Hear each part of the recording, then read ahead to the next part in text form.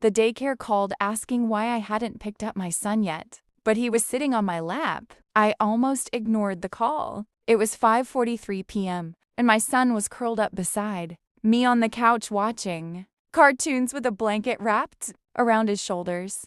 He had a fever, so I picked him up early from daycare around noon and brought him home.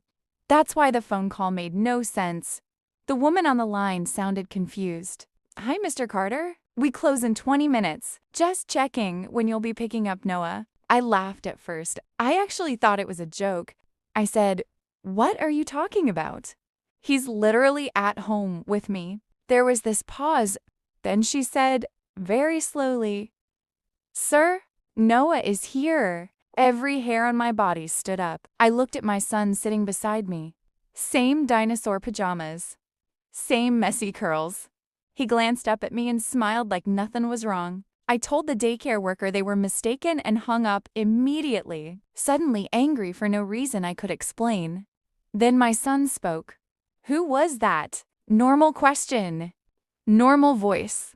But something about it felt rehearsed. I asked him what we did after I picked him up earlier. Another pause. Then he said, "We came home."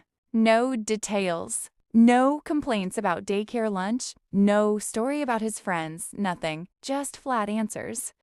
That's when panic started crawling up my spine.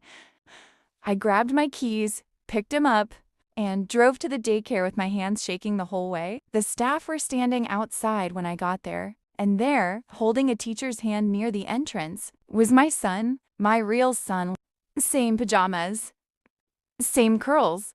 The child in my back seat started screaming the second I saw the other one. Not crying. Screaming. This horrible animal sound I still hear in nightmares. The teachers rushed Noah toward me while I stumbled backward toward my car, terrified to look inside, but I forced myself to. The back seat was empty.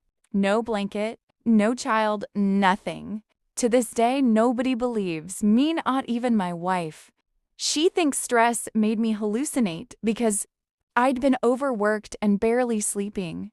Maybe she's right, but sometimes, late at night, my son asks questions that make my blood run cold. Questions like, "Why were you so scared of taking the wrong one?"